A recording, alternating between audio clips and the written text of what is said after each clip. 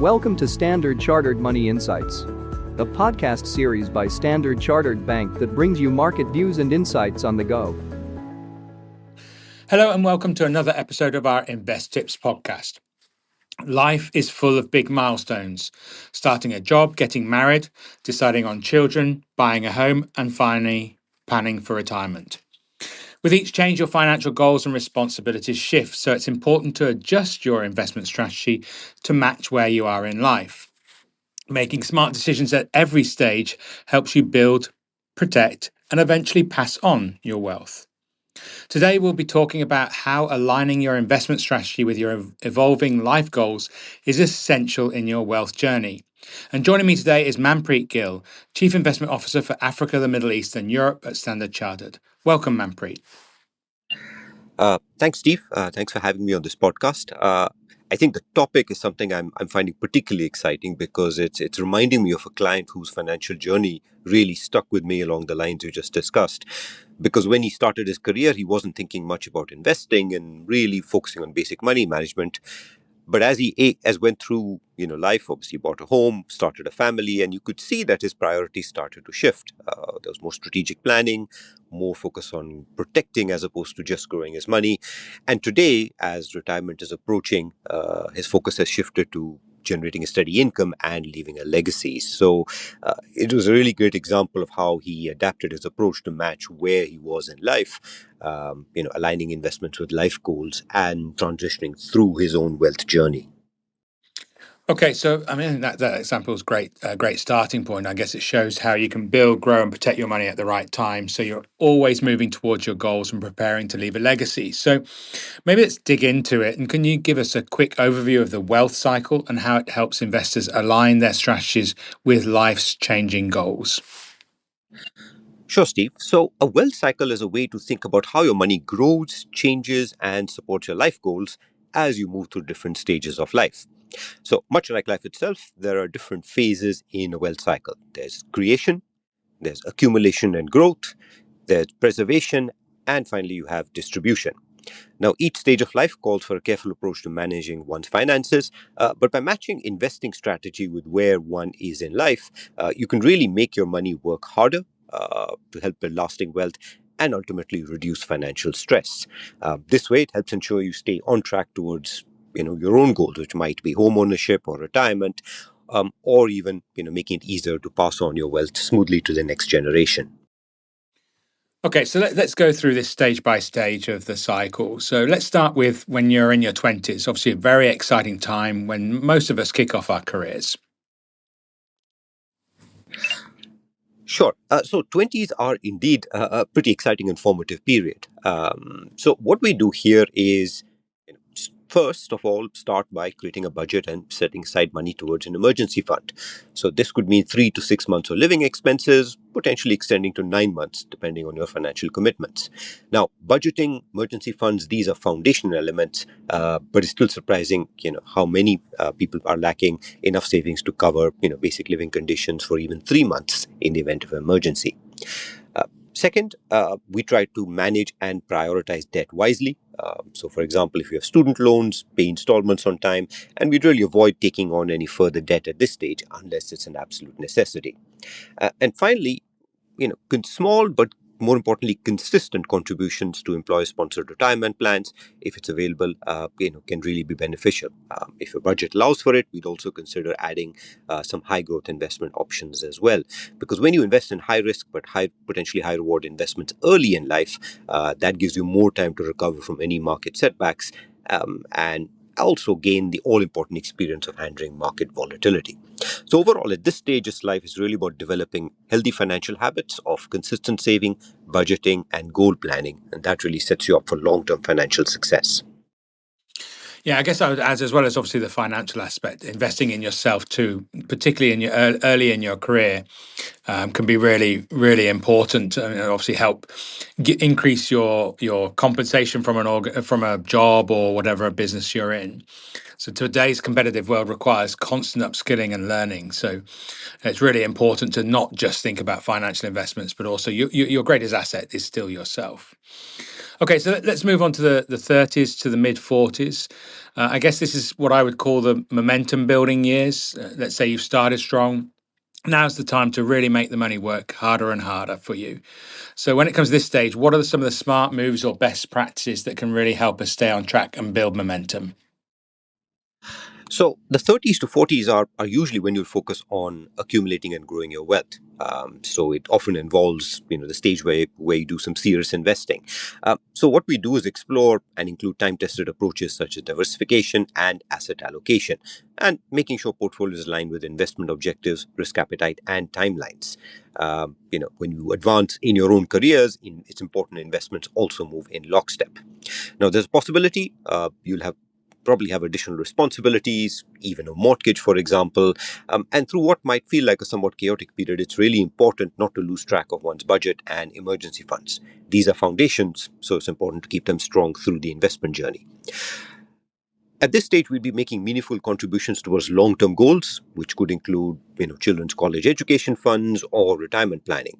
And as you invest, it's important to keep track of, costs and other, frameworks such as taxes, if where relevant, to make sure they're not a drag on portfolio performance. Where appropriate, it might make sense to be aware of tax laws to make sure any investment strategies are aligned and optimized. We'd only use debt to acquire assets that increase your net worth at this stage. So it's about avoiding high interest loans, try and automate payments, and refinance to lower costs to help manage any debt wisely. So overall, in essence, this phase is really about focusing on investing consistently and optimizing portfolio performance. Use insurance, hedging strategies where required to manage risks and protect wealth. So, definitely consistency and discipline are absolutely crucial to success on your financial journey. I guess there is a time when you also need to think about protecting and preserving your wealth. So, as you age, your appetite for risk may decline. So, I guess this is a very important transition that I think many investors find challenging. And obviously, it can have a very, very big impact on your investment journey.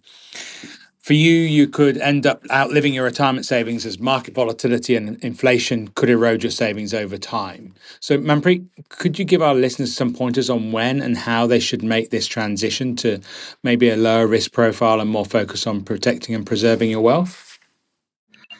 Thanks, Steve. I think that's a really important point, and it's a bit of a paradox because arguably one of the most important transitions in the wealth journey is the one that's most often overlooked. Many retirees are not prepared for things like market swings, inflation, or rising healthcare costs. So, as you near retirement, it's important to shift focus from growing wealth to protecting it. So, for ages 45 to 54, income and spending usually peak, but it's also maybe a good time to dial down risk and invest more mindfully. So at this stage, you probably have a better view of how you want to live your retired life. So it's a good opportunity to rejig your retirement portfolio accordingly. It's about considering risks such as inflation and longevity while building that retirement fund. Also, take advantage of any catch-up contributions that might be available. Now, as you get ready for retirement, it's a good idea to start focusing on paying off debts. In an ideal world, it makes sense to clear all outstanding loans before retiring because it takes away a key source of financial worry. It's also smart to boost one's financial safety net by making sure solid health insurance is in place and long-term care coverage is in place because medical costs can really add up as you get older. And finally, we'd make sure to review and update beneficiaries on all investment account and make sure, that wills or any other estate documents are up to date and legally valid. Set up a will or a trust if that's what makes more sense, and if you haven't done so already. And plan healthcare directives, remembering to take care of any legal or tax implications that might be related to passing on your wealth. Okay, so let's move on to the the late 50s, where it should be about finalizing your withdrawal strategy and wealth transfer plan. So, what else should an investor consider at this stage? So at this stage, you may not be actively managing your portfolio, but it's still important to check in regularly to make sure withdrawals are sustainable. Uh, big life changes or changes to legal or tax laws can happen. So it's important to regularly review withdrawal strategies and estate plans at regular intervals to make sure everything's on track. Being flexible with withdrawals, taking out less when portfolios drop and more when it grows can really help stretch savings and boost your chance of staying financially independent throughout retirement. Okay, so this framework I think is really helpful in helping us make smarter money choices as life changes through different states. Um, so the most important question though is how should somebody actually invest to stay aligned with their life stage and evolving goals? So, Steve, I think this is where some of our frameworks can really be of assistance. So, if you want investments to keep up with the changing life stages as we just discussed, um, Standard Chartered's today, tomorrow, and forever approach is a simple and practical way to do it. So, breaking it down to those three buckets: early career. A lot of your money goes towards the today segment. So that's covering bills and emergencies. Then, second, as your income grows in midlife, you start putting more money into tomorrow for goals such as buying a home, your kids' education, or retirement. And if you can actually get started on the forever bucket, which is meant for building a lasting legacy. And when you retire, you really use your tomorrow savings for daily living and let your forever investments continue to grow for future generations. So, with this framework or approach, you'll not only focus on the now, but it helps make sure you invest for future goals while carving out a portion to build a legacy you leave behind. The importance of each segment shifts as we discussed with age, goals, financial situations, and it makes sense to keep plans flexible to you personally. But this sort of framework helps ensure that at every life stage your investments match those changing needs and objectives and ultimately amount of risk you're comfortable with. So, big picture, it's all about making sure money is working smarter for you no matter where you are along that life or wealth journey. Okay, thanks, Manpreet. I'm sure this was giving the people a lot of pointers and takeaways in terms of transitioning along the wealth cycle. So you don't just have to grow your money, but also make it last through your retired years and potentially pass something on for future generations. I really like the today, tomorrow, forever approach, which gives people a framework to make the transition simple and smooth. So, Manpreet and I would like to thank our listeners for joining us today. If you'd like to know more about the wealth cycle, please visit the link in the podcast description. Until next time, please take care. See you soon.